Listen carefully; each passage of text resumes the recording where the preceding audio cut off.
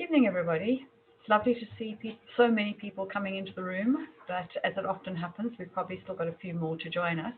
But in the fairness to all of those who are here on time, I think we're going to start now. Welcome to another South African Chamber event. It's interesting how people are so engaged in well-being, looking after themselves, understanding more about our human nature, about how we can do things better.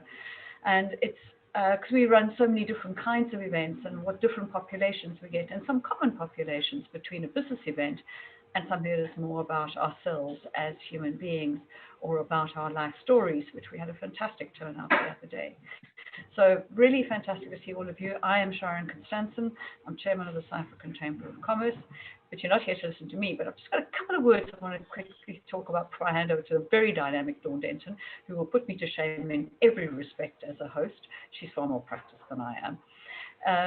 I just looked at the idea of this concept as we started getting it put together and made a suggestion on some of the people who could join this.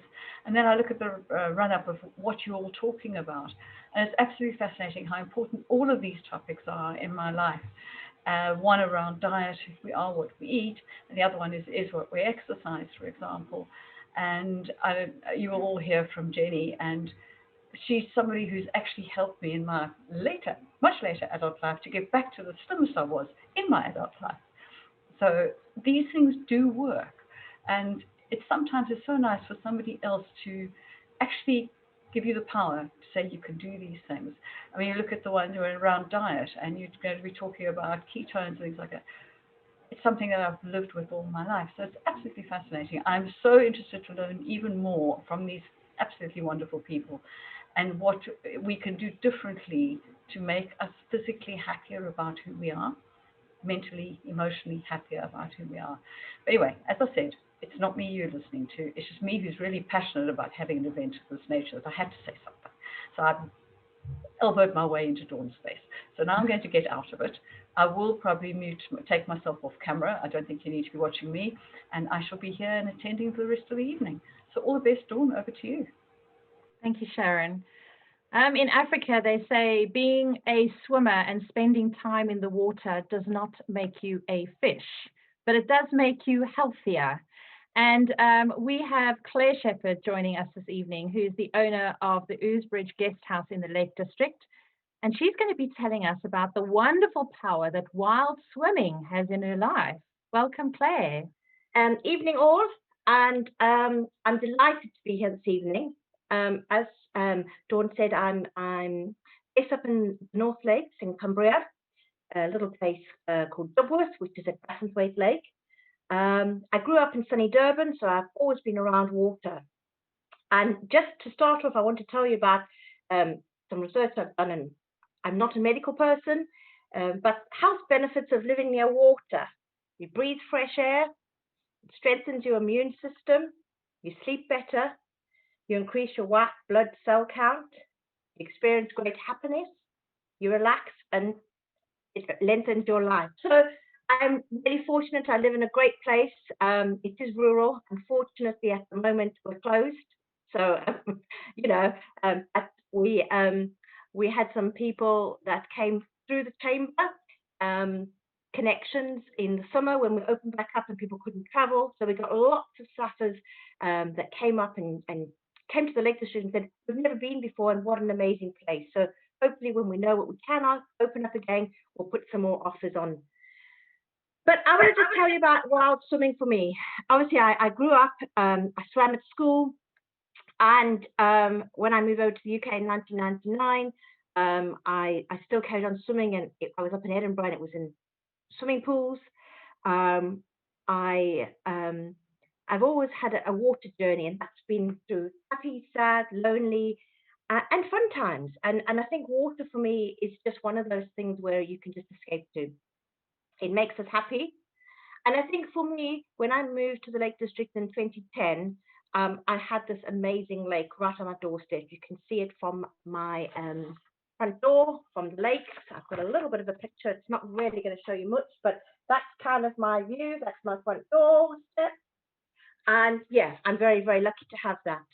I remember I'm going back to 2011, and I had a lady who was delivering some books, Dorothy. So Dorothy will be coming up to 79 now. And I was kind of trying to rush her out the door, and say, like, I really needed to go, Dorothy. And she's like, where are you going? I said, I'm going swimming. And her face just lit up. But she was a retired swimming teacher. And she said, can I join you? And I was like, okay, thinking, not really sure what this is going to be about. And we did, and we became regular swim buddies. Dorothy has 2 false hips. She walks with crutches. And we would walk down to the lake. And generally, she's a summer swimmer. And she'd waddle into the lake and then throw me her walking sticks, and then she'd go off. And I just thought, wow, that is absolutely amazing. I want to be like that when I'm 79. So Dorothy is still with us in person, but she's left Cumbria and lives up in Arran now. And I spoke to her this morning to make sure I could use her name. And she's still swimming twice a week in the sea in Arran. So clearly there is something there about longevity and lake swimming. So why lake swimming? Well, I think for me, it's just there's one thing. We have a sign or a logo, and it says lakes, not lanes. So you just get in there, and there's no chlorine. I think we had an experience during lockdown when all the pools were closed, and some of the swim clubs were joining us, and they were trying to make lanes out of the lake, and we were like, no, this isn't what this is about. You just have to go free, So we kind of sent them down another side of the lake. Because we have a social group called the Bass Swim Babes. There's 470 members. They're all ladies. We have had some men begging to join and even have offered to wear customary swimming costumes. But it's a group, and I think we had a request last summer, and it was a gentleman, and as a moderator on it, I said to the girls, look, I've got this chap who's wanting to join. And the feedback from them was, we come to this group so we can get away from our men and swim. And this is about group therapy. It's our focus on our well-being. We don't want men to join.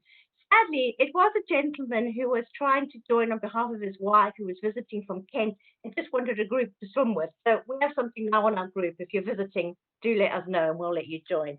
So just a few things. I'm not an expert. There are lots and lots of advice out there about wild swimming.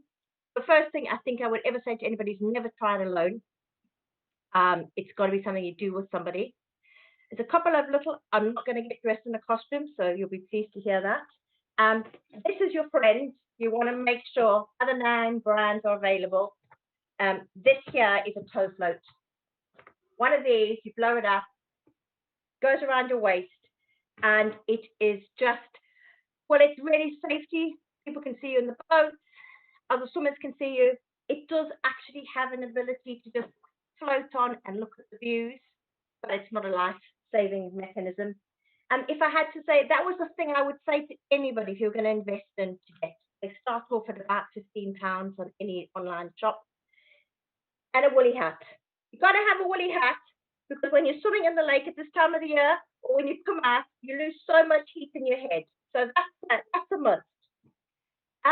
A lot of people have said, like, what do you need to do to get into swimming? Just those two are 2 basic things. I wouldn't start swimming at this time of the year because obviously the temperatures can be very cold. This week we were in, and I think it was down to about 1.5 degrees. So it has been chilly. There are some Bass babes who are still in their swimming costumes and ice axe. So they are pretty hardcore. I do have my wetsuit on at the moment, but yeah. The thrill, there is a sense of you get in, and it just takes you a little bit of a while to get used to the temperature. And it's about acclimatizing. Don't jump in.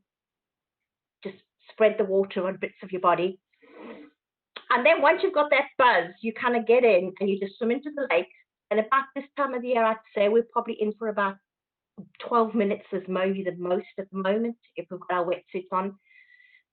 And you're just getting out there and there's just nothing. It's just absolutely, snow on the mountains at the moment, and just that calm. And that's I think where you get that endorphin rush. And there's lots of research about all the benefits of that endorphin rush and how it can bring you to that happy place. And that's what it does for me. It takes me to that happy place where I'm there. I can't get my phone. Nobody can phone me and moan at me about, why they can't book in or whatever, because it's just, I'm not contactable. But for me, that is my go-to place. And it's a tonic that I am just so lucky to have. And I have met some amazing friends over the years who have started swimming and taken it to a much more competitive level, done huge challenges, raised lots of money. And people get so much out of it that they just want to keep doing it because it is a kind of like a drug. It can be addictive. So I think I've probably gone over my time. So thank you. And if you do ever want to try, come up to the Lake District. Oh, Claire, thank you. I think the only wild swimming I've ever done is some skinny dipping in the Eastern Transvaal when I was a student. That's the wildest I've ever got. Well, we'll get you in someday, Dawn. I'm not thrilled about not seeing the bottom of the water. Like a pool, I can see the bottom, so I have to get my head around that one. I think that's. I think maybe Rory can help me with that mental block. But thank you very much, Claire. No thank problem. you. Thank you. So Rory is a life coach, an executive coach, trainer, speaker, and play advocate. And today, did you know, Rory, it is International Lego Day. And Rory is going to be talking about the value of play in well-being. But what I find really fascinating is linking African proverbs. And the one that I think links with this really, really well is it's better to know yourself than someone to tell you who you are. And I think you get to know yourself when you play, don't you, Rory? Absolutely, you do. I think one of the best ways to describe it for me is the classic George Bernard Shaw quote of, "We don't stop playing because we grow old. We grow old because we stop playing." And for me, there is such deeply restorative and invigorating power in play. And that's why I encourage people to play all the time. Because, and here's the thing that we do, and I don't know which manual it's written in, where or how we come up with this, but somewhere between 18 and 24, we do the thing. We do the grown-up thing where we go, "Oh, I must be old now. It's time to be serious. There will be no more playing for me. No, no, no, no, no. And boys, here we go, under the bus for you. We'll also stop talking about our feelings." And so what we do is we just turn off part of who we are and shut it down. And so we're no longer 100%. And then, just in case we weren't trying to make it hard enough for ourselves, we go, "And now I'm going to push to 150%. What just happened? And so for me, when we reconnect with that play and the playfulness of who we are, because we were designed to play, we are the only animal that stops playing when they get bigger and older. If you think about it like that, that's weird. Everyone plays and we stop. What are we doing? And so when I'm working with all of my coachees, we do a lot of things around play. I have Lego. I have emergency Lego even. An emergency Lego is as crazy as it sounds, but as brilliant as it sounds. And here's what it is.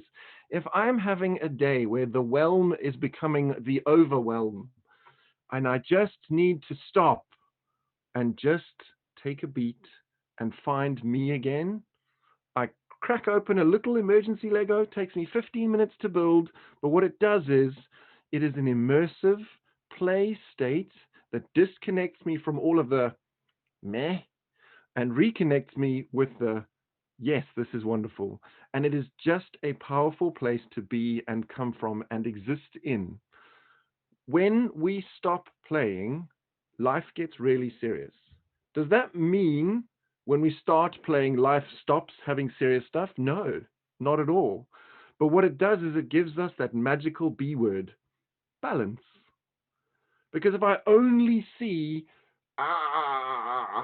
that's the technical term for it, then that's the only thing that we experience. And then our emotional state, our mental state gets wound up and wound up and wound up. And then, Dawn, I know that you know this, but I'm going to share it again. Then we get into the beat yourself up cycle. And it goes a little something like this. I beat myself up for something, and then I feel bad. So I beat myself up for beating myself up. But wait, if you buy now, I then feel guilty for beating myself up, for beating myself up. So obviously what I do is I beat myself up again. And when we are in that cycle, that's when play can just jolt us.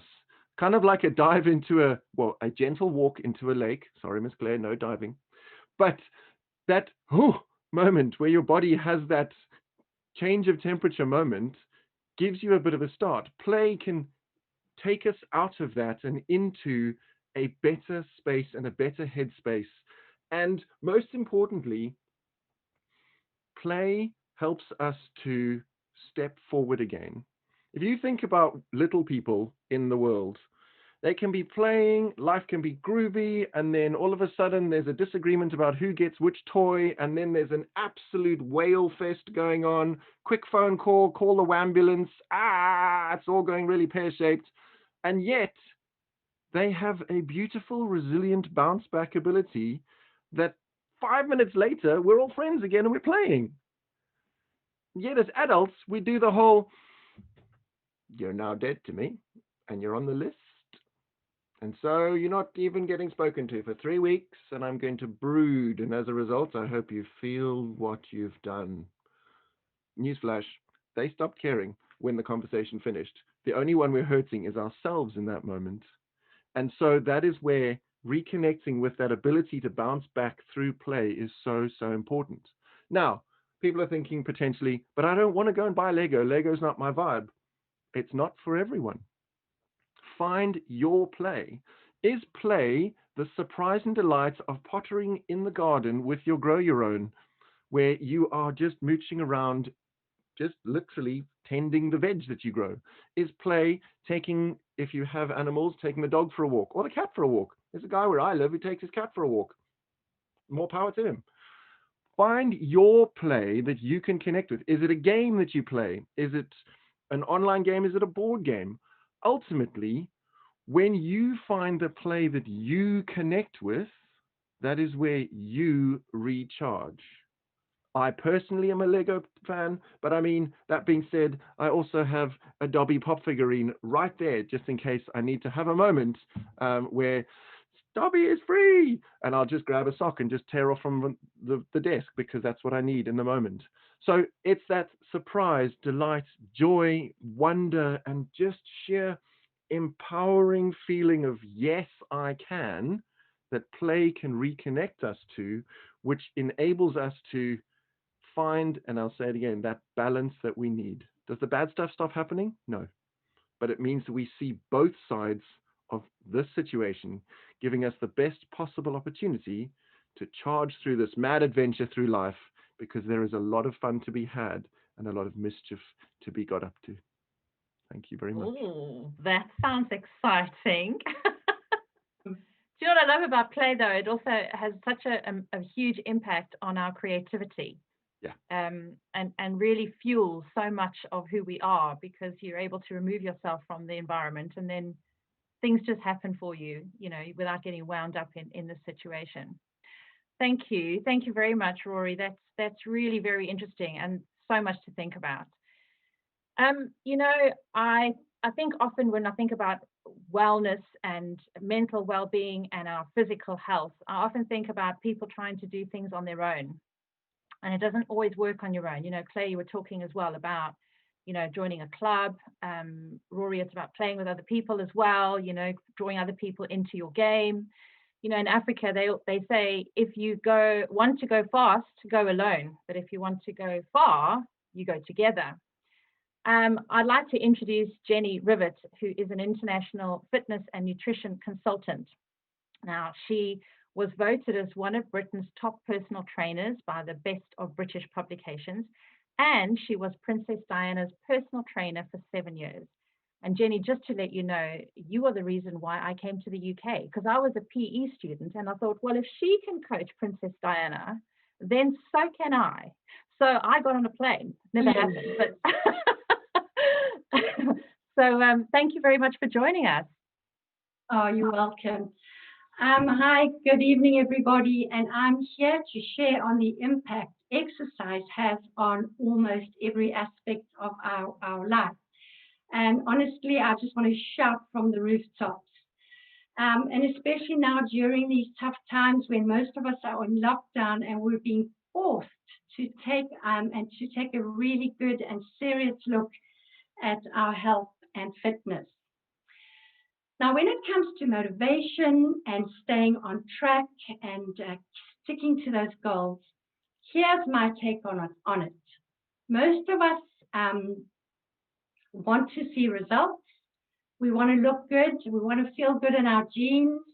And that's the very reason why most of us start exercising in the first place.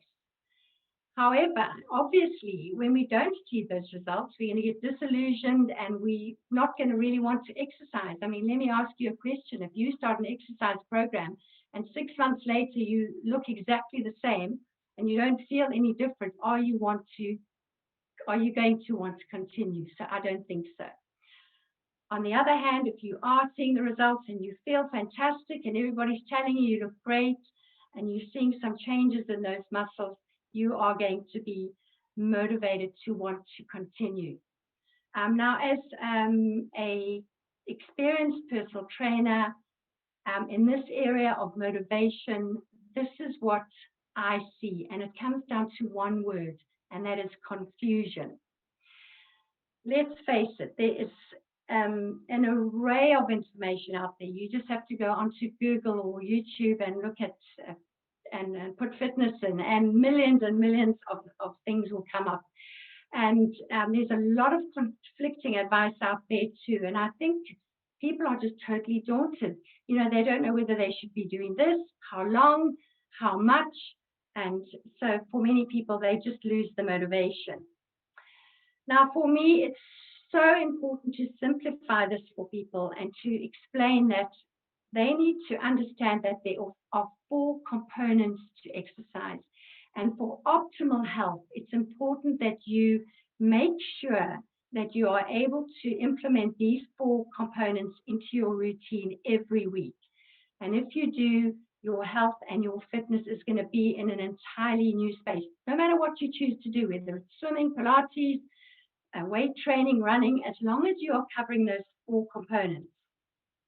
Okay, they are cardiovascular exercise, obviously, resistance training, mobility training, and flexibility. So I'll touch briefly on all of them. Let's start with cardiovascular exercise. We all know that it's amazing and that we need to do it. I'll just give you a few benefits of cardiovascular training. Obviously, it's amazing for our heart and lungs. It's good for weight maintenance. And it's also a great mood booster, which we all need for our mental health, especially now at this time of what we're all going through. The guidelines for cardiovascular exercise are that we should be doing 30 minutes, 5 days a week.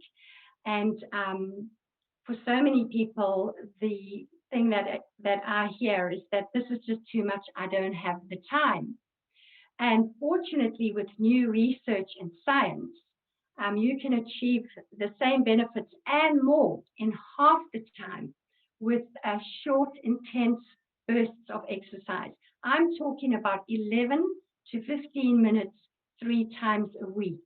And the reason these short, intense bursts of exercise work so incredibly well, which I don't think many people know about, and I'm surprised, is because your body releases in abundance a hormone called human growth hormone, which is both a lean and a youth hormone. And after the age of 30, it starts to decline massively. And so you're putting this hormone into your body, and it's going to go after your fat like a heat-seeking missile. So when we look at cardiovascular, we either have to, try and fit in those 5 sessions a week for 30 minutes, or we can do those 3 short, intense sessions, and it doesn't matter what your age, you can do it. The second one is resistance training, which is the key to long-term weight loss. And the reason resistance training it is the key to long-term weight loss is because our muscle is tightly coupled to our metabolism. So a lean body will burn fat 9 times faster at rest than a body that is not lean. So it makes sense to put some muscle onto your body, not to mention the enormous amount of benefits that it offers, especially osteoporosis. It's very anti-aging. It's going to make you feel great. And the general guidelines for resistance training are that we should be doing it at least twice a week, working the major muscle groups through a full range of motion.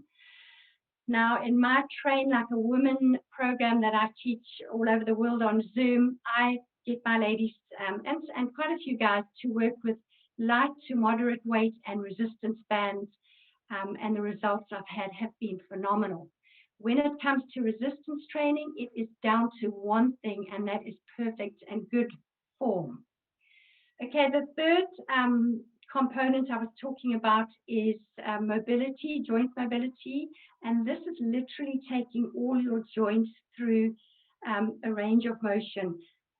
As we've evolved as humans, we literally sit, stand, and walk. And so we don't really do those movements that we were performing hundreds of years ago. And this is what mobility will do for you. So when you're doing a mobility program, which by the way, you can do in under 4 minutes a day, you are literally washing your joints. You're pushing you're getting rid of the waste, because if you're not moving your joints, they're just going to stagnate. So when you take them through these ranges of motion, you're pushing the synovial fluid through the joints, you're anti-aging them, you're getting rid of the toxins, and you are literally washing them.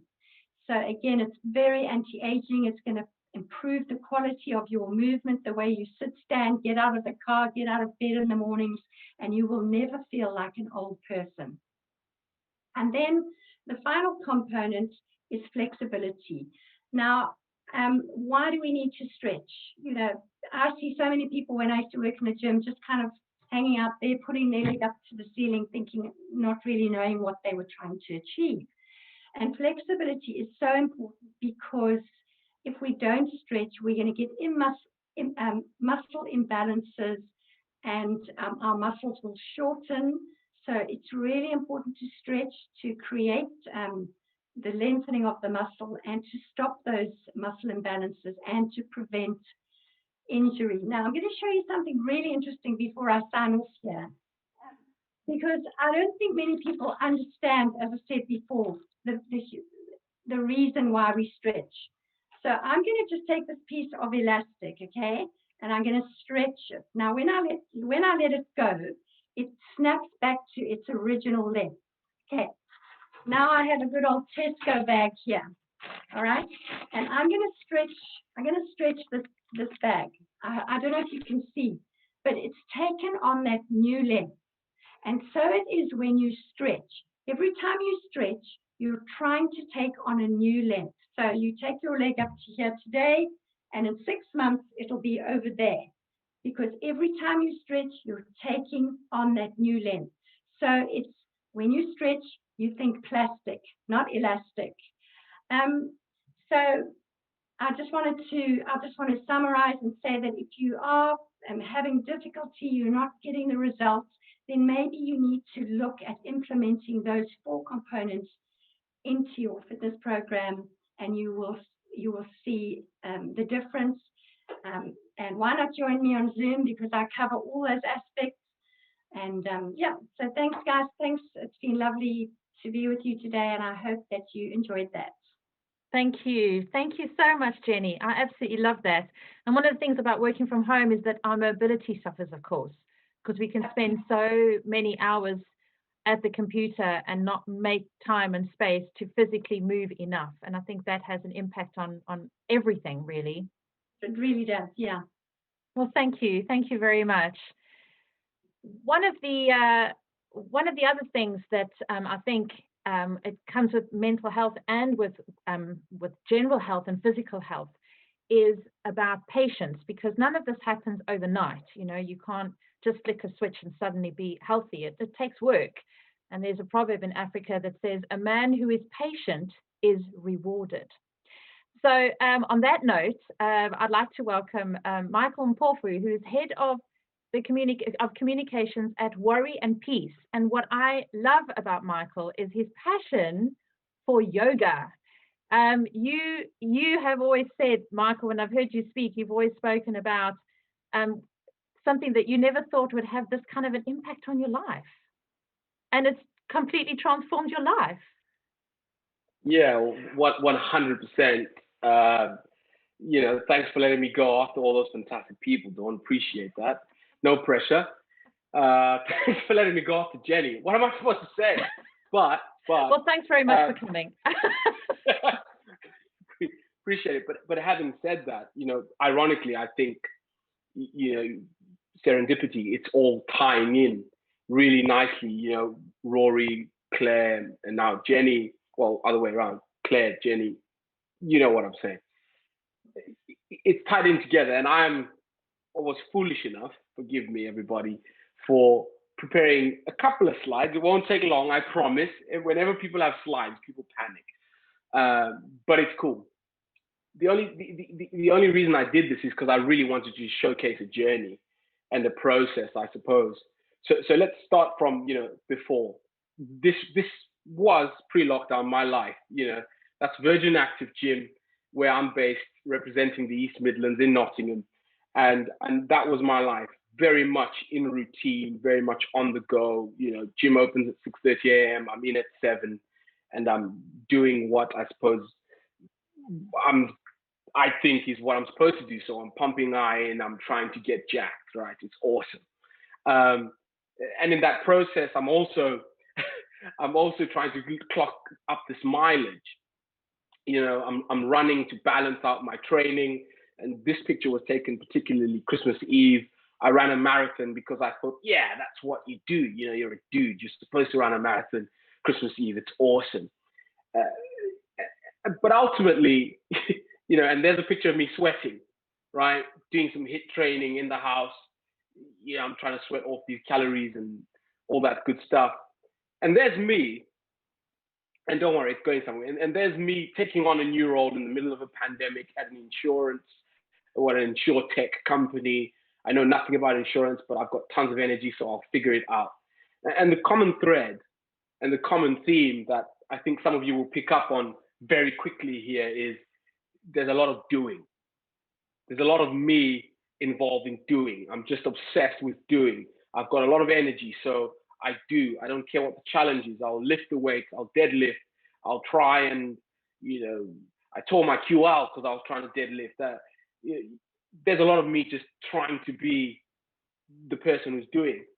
So one day I'm in this lovely place here, Virgin Active in Nottingham, and something happens. I turn my eye, and in the corner of this huge, beautiful gym, which used to be an old train station, there's a studio. So I'm fascinated by it. So I walk up to this little studio, and these people are practicing, right? And they're practicing, and I think, okay, cool, this is fantastic. And a bunch of ladies, amazing, where the guys, bit weird, but anyway, they're practicing. And my first thought was, oh, this is so easy. That was my first thought.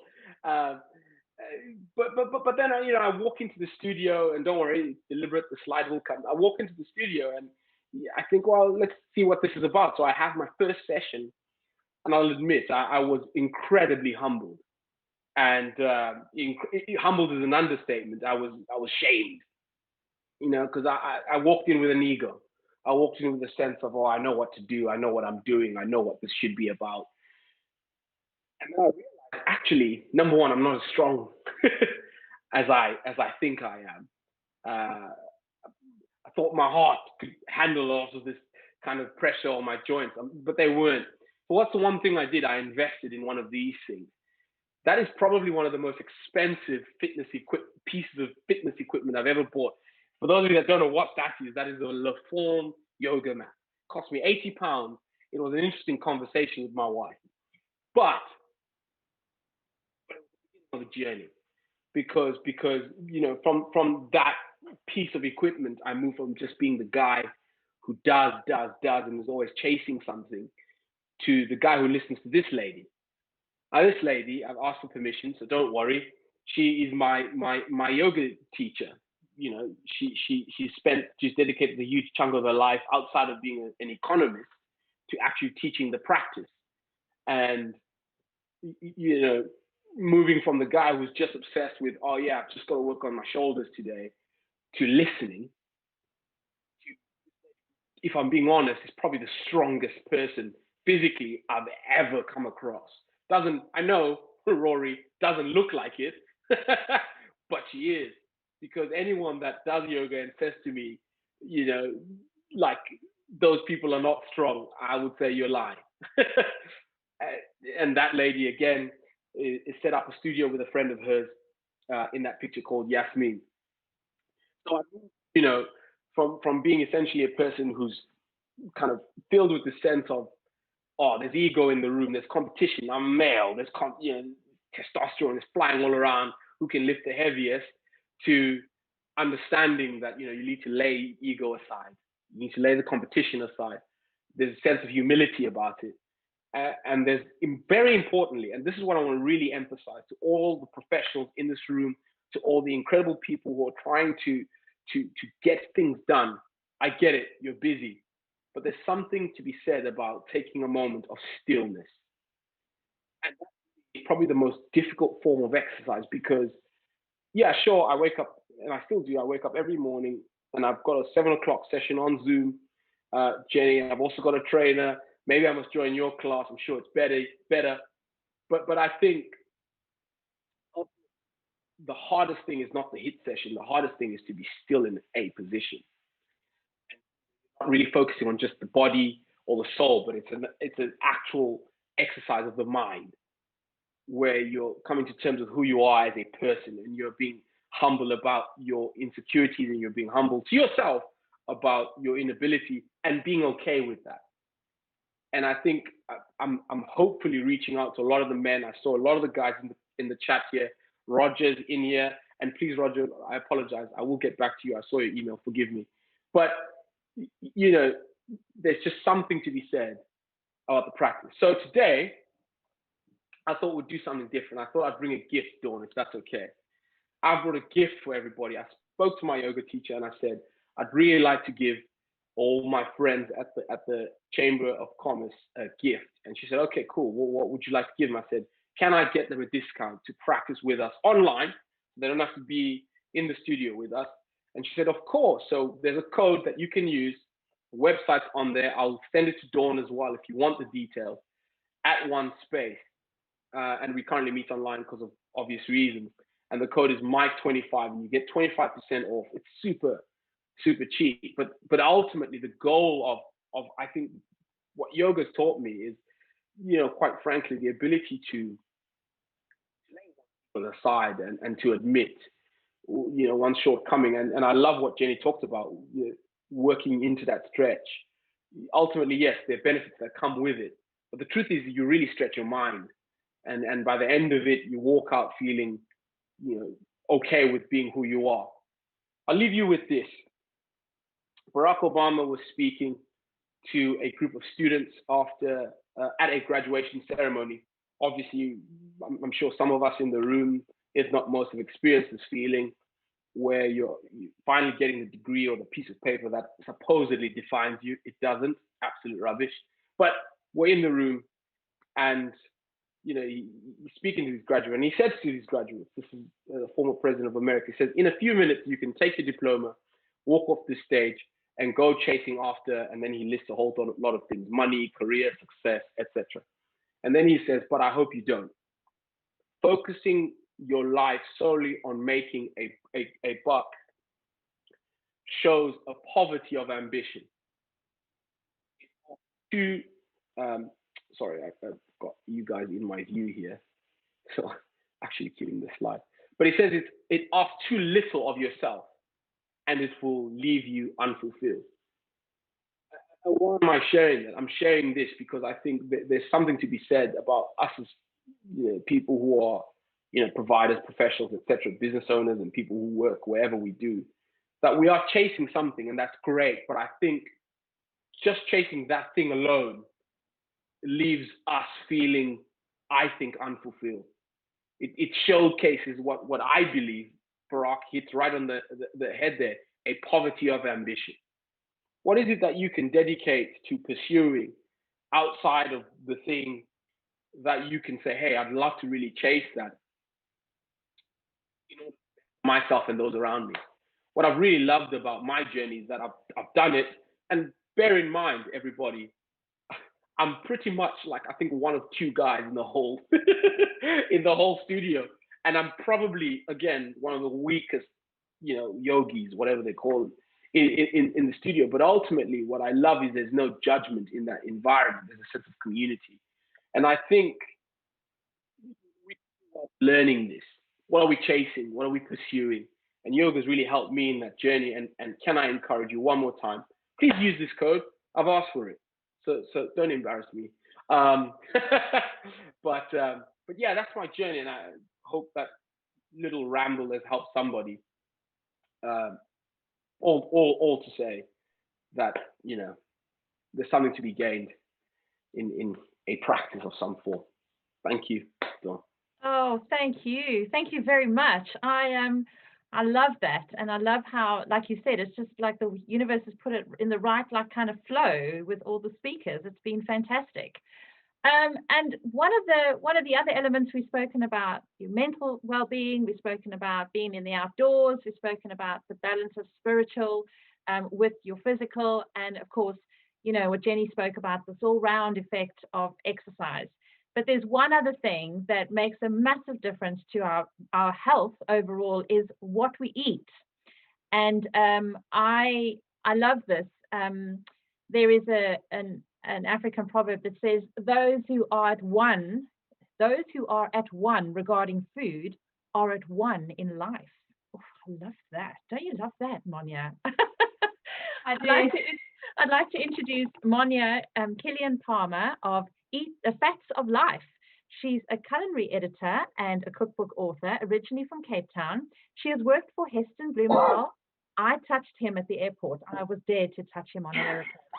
So Heston Blumenthal, and also she is a passionate ambassador of the ketogenic, which is the low carb, high fat lifestyle. She's also created 2 cookbooks. So welcome, and please tell us all about keto. Thank you. Well, the ketogenic diet is a diet that's basically based on the fact that you are using fat as a source of fuel as opposed to the glucose from carbohydrates.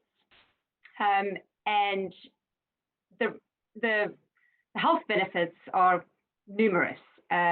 We've seen people reversing their diabetes. We've seen them coming off chronic medication, because ketogenic diet is also, there's a lot of emphasis on clean eating. So no processed foods. There's nothing that's going to affect your blood sugar. So there's no blood sugar spikes, crashes. And interestingly enough, I'm sure there's some people here that might agree with me, but the carbohydrates are the one macronutrient that you can actually live without. You cannot live without fats, and you cannot live without protein, but you can live without carbs. And my husband and I know this because we haven't had carbs since 2018. We basically lost about 25 kilograms between the 2 of us in less than 6 months, kept it off, and we feast like kings, because while I might be professionally trained, I'm actually first and foremost a food lover. I love food. I love decadent, rich, beautiful food. And the keto lifestyle, which is meat, beautiful grass-fed beef, salmon, oily fish, avocado, coconut, all these rich and indulgent, delicious things I can eat completely guilt-free. Quite happy to pass on the butter, thanks. I mean, quite happy to pass on the bread, thanks, as long as I can have the butter. So yeah, it suited our lifestyle. It's obviously exploded worldwide. In America, it exploded years ago. The UK, slowly coming to terms with the keto diet. And I was fortunate enough to be one of the first cookbook authors to bring a book to the market. So my book, Keto Kitchen, it's all in reverse there, isn't it? Anyway, my book, Keto Kitchen, was published last year, June, and has remained one of the best-selling low-carb cookbooks in the UK on Amazon. And in July this year, my second book is coming out, which is also based on the keto diet.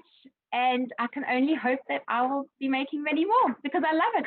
I'm passionate about it, and it's just a lifestyle that suits us and gives us endless energy and mental clarity. And skinny jeans.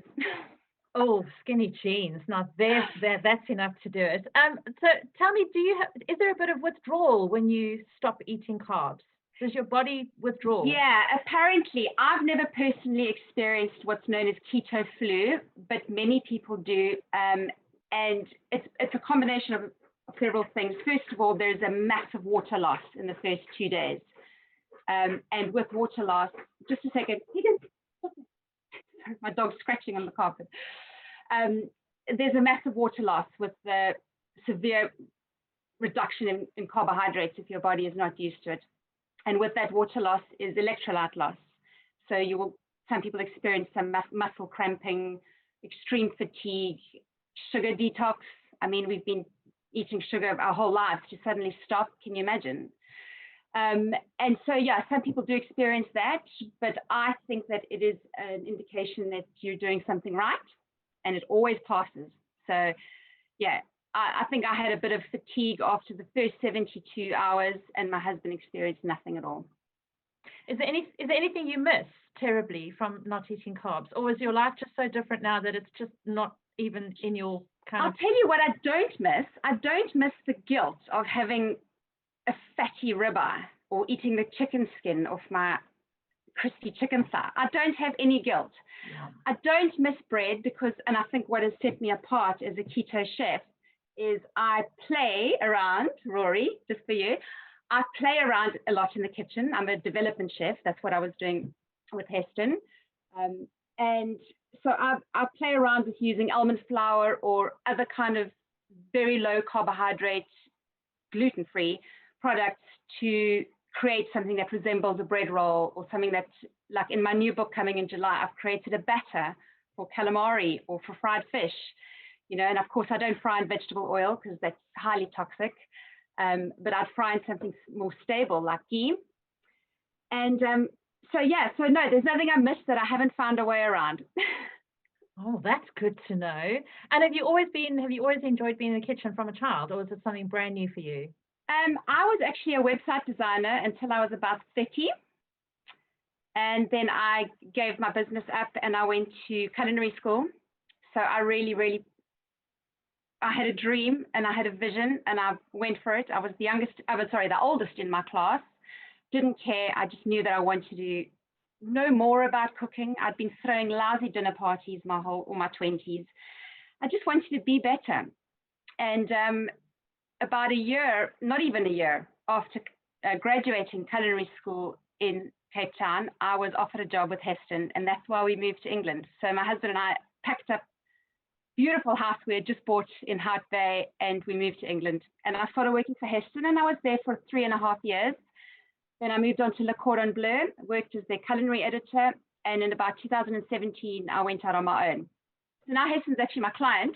So I still work with the team there, but only a few days a week. They're not full time. I've got my own projects that I work on now, but I still see the team there. And yeah, so I think that has really helped me write cookbooks or the low carb recipes on my blog, because I've had both hats on. I know how to do things professionally and get the best out of your ingredients, but I also know how someone that's not very comfortable in the kitchen might think, because I went into it so late in life. So I think that's actually been an advantage. But yeah, I practice makes perfect, and yeah, definitely don't take your eyes off your dream. I never in a million years would have thought that I would be a cookbook author.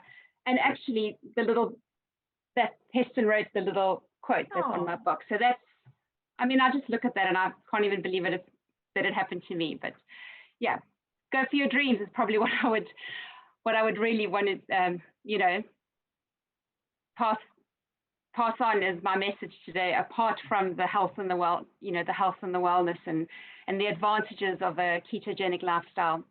But yeah, just that your dreams are there for a reason. And Yeah. And you can make them happen if you put yourself in the universe to make it happen for you as well. Yeah. You've got to open yourself up to it, because sometimes the messages are there and we choose not to hear them either. Exactly. Or we're scared. You know, some of the greatest things that have ever happened to me were things that I was terrified to do. I did it anyway. And then I was like, oh my gosh, what do I do now? You don't have a choice. Just say yes and learn how to do it later. I think Richard Branson said that. Somebody gives you an opportunity, you say yes, and then you learn how to do it. Yeah, you jump into the ice cold lake and then you decide how you feel about it. Exactly. So, yeah, that's, yeah. Do you have any other questions about keto? Well, I'm going to open it up to the floor now. So anybody who's in the Zoom room with us, if you have any questions for any of our panelists, we would love to hear from you. So, yeah, if you want to pop them into the chat, and then we can direct them in the right direction. So while we're waiting for that, I wanted to, so Claire, you've got the guest house, which is called the Ouse Bridge Guest House. Rory, your business is called Rory Berry. That is correct. Roaringberry.com is the best place to find me. That is my digital world that I inhabit and cause havoc from. So yeah, and if you want to sign up for my mailing list, it's called the Roaring Tales, the brain jam for your inbox. So feel free to get some mischief there as well. Fantastic. Jenny, where can everybody find out more about what you do? On your website, where can we find that? Yes, everything's pretty much will be directed from my website, which is jennyrivet.com. Lovely, thank with you. An I. Oh, with an I. And all your classes and stuff are listed on there as well, yeah? Yes, and you know, you can send me an email via my website about the Zoom classes. Oh, fantastic. And everybody's welcome to try a free Zoom class, by the way. Absolutely, would love that. Thank you. And Michael, so tell us a bit about the business, the company that you work for. You're head of communications. That's why you're such a great talker. Right. Thanks, Dawn. I don't know if that's a compliment or not, but it is a compliment. I'll take it. I'll take it. Yeah. So you know, long story short, you know, kind of moved from politics into the world that I'm in now, and yeah, it's called Worry+Peace, and what we're trying to do in one sentence is democratize insurance. I think when I say the word insurance, there's always a sense of like bad connotation. And we're trying to change that by trying to remove the middleman, so to speak. And you know, if you've bought insurance, you know that comparison sites can be a nightmare. And there's a lot of backroom stuff that happens with those that we're just trying to get rid of. So check it out. It's still a work in progress. We're very open about that. You know, we're building as we go. Worry+Peace.com, or follow me. I don't know if on LinkedIn. Yeah, I don't know if I'd post anything worth your time, but you know, please indulge me, I guess. So yeah, thank you. Yeah, just Brilliant. My name and surname everywhere, basically. Fantastic. Monia, where can we get your books from? Are they on Amazon? Oh, hang on, you're on mute. Oh, I can't believe I did that. Everyone has to do it at least once every couple of weeks. Don't do it. The book is actually in bookstores all over the world, and all over the UK bookstores. I don't know how many of them are actually open now, but they're all available online. So Waterstones, WH Smith, Foyles, but Amazon and The Works is probably the cheapest at the moment because they buy in bulk. So yeah, Amazon is probably the best. Great. And Sharon's asked, she's been following the keto diet for more than 10 years. What oils for cooking did you refer to, and where can she get your book you've just mentioned? So what oils? Oh, yeah. Well, the only oils I would ever use is cold pressed oils, such as an olive oil. But I would never heat them, because heating an oil, even your best quality oil, can oxidize it, which creates free radicals, which are not ideal. So vegetable oils or canola or rapeseed oil, those I don't even touch. I threw them out years ago. The process of production that they go through they'll make your toes curl. So I don't even touch them. To cook, I use a stable fat, and this is everything opposite we've ever been taught, guys. But I've got some notes on my side, so it's all right. But I would use a grass-fed butter or lard or ghee or coconut oil. These are stable fats that do not oxidize at high temperatures. And then I keep my olive oil just for dressing salads or Use it cold. Use it cold. I tend to use the butter, so familiar with that one. And Great. it tastes Love it. great. I mean, love who doesn't butter. love butter? Yeah, exactly. Love There was butter. the Atkins Diet that came out ages ago, back in the 80s, 90s. Yeah. And that was when I started learning that my body doesn't like a sugar or carb diet. So it's more than 10 years, but there are only certain aspects that have gone completely keto in the last 10 years. But I've followed that for a long, long time. It made a big difference in my life. Yeah, actually reading about Atkins was how I was introduced to sort of low carb living in the very, very early, when I was like 21 years old or something. But keto is obviously different because it's more moderate protein and very high natural fat. And then, you know, more on the clean eating side of things. And they but use yeah, a lot of fruit. Fruit was a big one in the Atkins, yeah, which I don't do. No, I maybe eat some berries or, you know, we eat enough just glorious vegetables. We're not missing anything out by cutting out anything that affects blood sugar, and fruit does. Yeah, it does. So, anyway, thanks very much. Appreciate that. Roger wants to know if you can have wine or beer on keto diets. So there is a really great beer in the UK called Skinny Lager, and my husband loves them. I actually bought him a case for Christmas. I got socks, remember I told you last time. So we were on a real big budget last Christmas, so I got him a case of Skinny Lager. It's something like 2 grams of carbs for a beer, which is not bad if you're eating only 20 grams of carbs a day, which is not a lot. That's like a pile of broccoli and maybe some dairy. But I do still drink red wine because I love it. but I try not to go over my 20 grams of carbs a day. But other than that, alcohol that is 0 carbohydrates are your spirits. So your gins, your whiskeys, that type of thing. You know, have it with a soda or try and steer clear of the sugar-free mixes because those usually have the aspartame and the artificial sweeteners as opposed to erythritol, which is the natural sweetener that I bake with. But yeah, I'd be totally lying if I said I didn't still indulge in wine. And just the last question we've got here really, for vegetarians and for autoimmune disease, can you recommend that? From what I know about autoimmune disease, I think it's called the AIP diet. I had a client where I was developing recipes for them. I think that they can't have tomatoes, and it's very much paleo based, so no processed foods and no tomatoes and no nightshades. But you know what? AIP is not my specialty, so I'm not going to venture down replying to that lady. Sorry. And what was the second question? Vegetarian. Oh gosh. Oh, I don't even know. I just love meat and fish and biltong and bacon and everything too much. It can be done. In fact, there's a lot of vegan ketotarians, as they call themselves.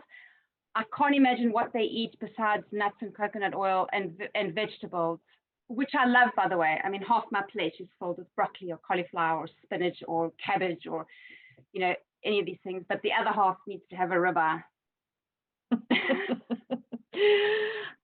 So we actually are out of time, but I would really appreciate if you could all just end off with one line about what you do and what it's done for your life. So Claire, could you tell us just what wild swimming has done for your life? And it's just given me freedom. I think it's just given me the freedom to just swim and just be a dolphin, and I just love it. Fantastic. Thank you. Rory, play and your life. Play means that we are able to be at our most resilient all of the time. Oh, so succinct. I like it. Jenny, and exercise, what has it done for your life? Well, let's put it this way. I would hate to know what would my life would have been like if I had never exercised. It's the best antidepressant ever. Just given me so much joy. just putting my shoes on and doing some exercise. Amazing. It's amazing how it makes you feel. Michael, yoga, what has it done for you? I do think I've probably met more of myself than I realized was there. Evening, everyone. Thank you very much for joining us this evening. We've had a wonderful session learning about health, well-being, exercise, diet, ways of relaxing. It's been a really, really fascinating evening. So I'd like to thank Dawn very much for hosting such a successful event. But I must apologize, the end came rather suddenly, quite unexpectedly. I'd like to thank Manya for attempting to give her final one-liner that was unexpectedly cut. She was talking about the pleasures and the benefits of eating protein and fats in a low-carb diet, which I have to say really does align to my eating habits. So Manya, I found it absolutely fascinating. Sorry you didn't get your last moment, but she has got a fantastic book that is worth looking at on keto diets and keto recipes. So to all the participants who joined us tonight, thank you very, very much for staying with us. Apologize for the end as it did occur, nothing personal, I do promise you. And it's lovely to see so much activity within the chamber and so much support for the chamber in the variety of activities that we are having together. So thanks very much and good night.